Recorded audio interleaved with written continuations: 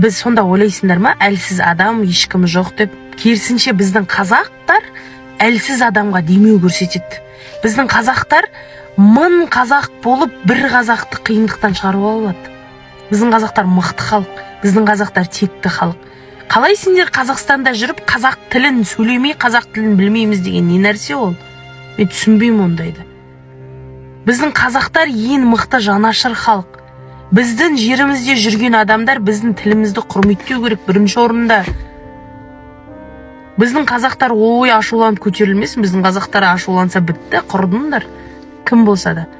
Қазақтардың рухы осы сіздер әл мисақтан бері белгілі нәрсе да. Сондықтан көп тиісіп, шұқылана бермеңдер. Еліміздегі Магнумға болып жатқан бойкоттардың барлығы жай ғана бір күндік дүние емес.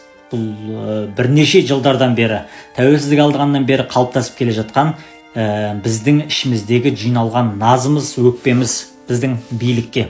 Неге? Себебі біздің билік ғылыми әдебиет шығарған жоқ. Яғни ғылыми әдебиет мықты лауазымды жерлерге отырғың келетін болса, не болмаса басқа да бір жақсы дүниелерге жеткің келетін болса, сен орысша білуің керексің.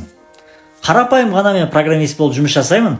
Мысалы, орысша білмесең, компанияларға, жақсы компанияларға, банктерге жұмысқа тұру мүмкін емес. Себебі ол жердегі барлығы орыс тілді. Яғни орысша білмесең, сен тұра алмайсың. Ал енді ауылдан келген бала қалаға келгеннен кейін орысша білмегені үшін ғана, бірақ өзінің мамандығын жақсы игерген, орысша білмегені үшін ғана жұмысқа тұра алмаса, ол әділеттілік па?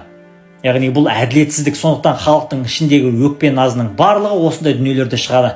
Бірақ мен айтайын дегенім, бұндай челлендждерді тоқтатпауымыз керек. Бұл азаматтық қоғамның, өзіміздің ұлттық идеологиямыздың бір оянуы, және бұндай үрдістерді тоқтатпай жұмыс жасап отырсақ, көрдік қой өзіміз қандай нәтиже беретіні, жақсы дүниелерге алып келеді. Сондықтан ғылыми әдебиетті де сұрай беру керек, және өзіміздің тілімізді өзіміз құрметтеуіміз керек. Армысыз ағайын, біздің тіл үшін күресіміз тек қана бір желілермен, немесе бір дүкендермен, мекемелермен күрес емес. Ең бірінші ол өзіңнен басталу керек. Күрестің бәрі ең бірінші өзіңнен басталады. Ол дегеніміз не? Бірінші өзің тіліңді түзе. Біздің тіліміз шұбарланып кетті. Былай қарасаң, қазақ сөйлеп жатырмын дейсің де, шындығында екі сөздің бірі жат тілде әбден қанға сіңіп кетті. Соның бәрін жаймендеп, текшелеп шығара беру керек. Ол бір. Екінші, 90%-ның қазақтардың, қазақ тілді, өзім қазақпын, қазақ тіл үшін күресемін деп жүргендердің 90%-ның телефондары жат тілде. Бүкіл банктері, Каспи болсын, халық болсын, Жусан болсын, Қайфорте болсын, жат тілде. Бүкіл әлеуметтік желілер, WhatsApp болсын, Telegram болсын, тағы не, TikTok болсын, бәрі жат тілде. Сосын мына жат тілде жүргізеді біздің ана үйреткіштер. Мынаны былай істейсің, мынаны былай істейсің дегендер бәрі былай қарасаң қазақ сөйлеп тұр да, шындығында телефондарында бүкіл баптау деген ол настройка деген сөз. Бәрі жат тілде, сол жат тілде жүргізеді. Мен кейбіреулеріне жазып айтып едім, бір белгілеріне, біраз блогерлардың осындай жүргізетін. Пысқырмады ешқайсысы өзін өзгерткен жоқ. Мен айтып едім, сен енді қазақ тіліне жүргізіп жатсың, енді настройкаларыңды де мына баптауларыңды өзгертшейші, қазақша қылшайшы, үйретшейші. Сен тыңдап жатыр ғой адамдар, қарап жатыр, қаншама қазақ қарап жатыр. Өзіңнен бастамайсың ба десем, ешқайсысы пысқырған жоқ. Соны қазір қойдым. Өздеріңіз істей беріңіздер, қарамай қойыңыздар ол нелерге, пысықтарға. Өздеріңіз ауыстырыңыздар өзің үшін. Егер мен шынымен өзіңмен тілім үшін, ұлтым үшін деп отырған адам болсаң, онда бірінші сол өзіңнен баста. Үйде өз тіліңде сөйле, балдарың шүлдірлеп жүрмесін басқа тілде. Өз тіліңде сөйле, өз тіліңде оқы, терминалдарды өз тіліңде қолдан. Банктерге барғанда электрондық шеретке тұрасың, мысалы соның бәрін өз тіліңде жүргіз.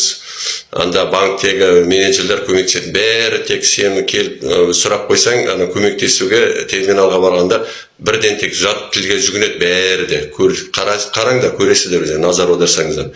Соның бәрін қойдырып, өздерің өз тілдеріңізде жүргізіңіздер. Содан басталады ана тіл үшін деген күрес. Бәріңіздер сана сезімнің бәріне ана тіл кіру керек. Сосын ешқандай мерзім жоқ. біреулер жазып жатыр, бір ай бойы нетуіміз керек, бармауымыз керек, бір жерге білетін, өздерің білетін жерге.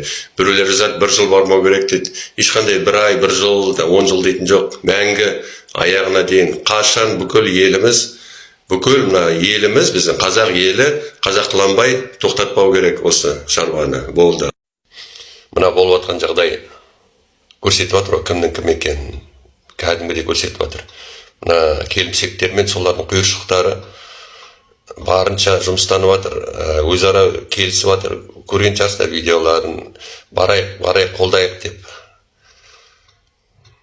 Былайша айтқанда бізге қарсы күрес жүргізіп жатыр, өздерінің аяларын қорғап, өздерінің мына аталары бізді қырып, жасап кеткен жағдайларын, мүдделерін қорғап, олар да сол үшін күресіп жатыр.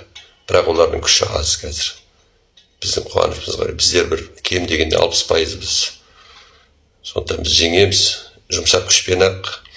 Және мына бастықтарының да әлі осы күнге дейін неше күн болды, 4 күн болды ма, 5 күн болды ма, әлі күнге дейін ешқандай қимыл жасамай, тек жеңілдік жасауға тырысып жатқандары да олар бізді менсінбегендіктері ғой.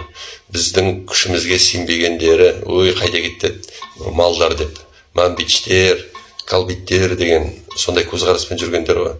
Не істейді бұлар бізге деп.